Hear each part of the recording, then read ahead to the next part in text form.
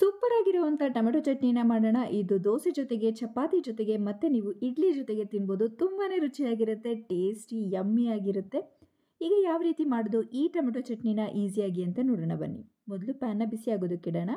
PAN ಬಿಸಿ ಆದಮೇಲೆ ಒಂದು 2 table ಸ್ಪೂನಷ್ಟು ಎಣ್ಣೆನ ಹಾಕಿ, ಎಣ್ಣೆಯಲ್ಲಿ ಸ್ವಲ್ಪ ಬಿಸಿ ಆದಮೇಲೆ 2 ಸ್ಪೂನಷ್ಟು ಧನಿಯಾ ಹಾಕಿ, ನಂತರ ಸುಲಿದಿರುವಂಥ ಬೆಳ್ಳುಳ್ಳಿ 1 ಗೆಡ್ಡೆ ಹಾಕಿ, ನಂತರ ಒಂದು 6-7 ಒಣಮೆಣಸಿನ್ಕಾಯಿ ಹಾಕಿ ಎಲ್ಲದನ್ನು ಚೆನ್ನಾಗಿ ನಾವಿಲ್ಲಿ ರೋಸ್ಟ್ ಮಾಡ್ಕೋಬೇಕಾಗತ್ತೆ. 1 ನಿಮಿಷ ರೋಸ್ಟ್ ಮಾಡಿ ನಂತರ ಕಟ್ ಮಾಡಿರೋವಂಥ ಟೊಮೆಟೊ, ಇಲ್ಲಿ 4-5 ಟೊಮೆಟೊನ ಕಟ್ ಮಾಡಿ ತೊಗೊಂಡಿದ್ದೀನಿ. ಚೆನ್ನಾಗಿ ಹಣ್ಣಾಗಿರುವಂಥ ಟೊಮೆಟೊನ ತೊಗೊಳ್ಳಿ.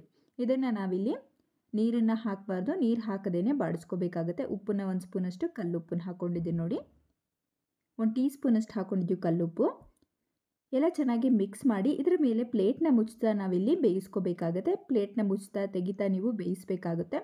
ಇದು 2-3 ನಿಮಿಷ ಟೈಮ್ ಹಿಡಿಯುತ್ತೆ. ನೀರೆಲ್ಲ ಸ್ವಲ್ಪ ಹಿಂಗದಾಗೆ ಆಗಬೇಕು ನೋಡಿ. ನೀರಿಲ್ಲಿ ನೋಡಿ ರೆಡ್ಯೂಸ್ ಆಗಿದೆ, ಚೆನ್ನಾಗಿ ಬೇಯ್ತಾ ಇದೆ. ಇದನ್ನು ನೀವು ಸ್ವಲ್ಪ ನಿಧಾನವಾಗಿ ಬೇಯಿಸ್ಕೋಬೇಕಾಗುತ್ತೆ. ಇಲ್ಲೊಂದು ಸ್ವಲ್ಪ ಹುಣಸೆಹಣ್ಣನ್ನು ಹಾಕಿದ್ದೀನಿ. ಹುಣಸೆಹಣ್ಣು ಹಾಕೋದ್ರಿಂದ ನಿಮಗೆ ಬೇಗ ಕೆಡೋದಿಲ್ಲ. ನೀವು ಮಾಡುವಂಥ ಚಟ್ನಿ ಒಂದು 3 ದಿನ ಆರಾಮಾಗಿಡ್ಬೋದು. ಫ್ರಿಡ್ಜಲ್ಲಿಟ್ಟರೆ 1 ವಾರನೇ ಇಟ್ಕೋಬೋದು. ನೋಡಿ ಈ ರೀತಿ ಬೇಯಿಸ್ಬಿಟ್ಟು ಇದನ್ನು ತಣ್ಣಗಾಗೋದಕ್ಕೆ ಬಿಟ್ಟಿದ್ದೀನಿ. ಪೂರ್ತಿ ತಣ್ಣಗಾದ್ಮೇಲೆ ಮಿಕ್ಸರ್ ಜಾರಿಗೆ ನಾನಿಲ್ಲಿ ಸೇರಿಸ್ತಾ ಇದ್ದೀನಿ ನೋಡಿ.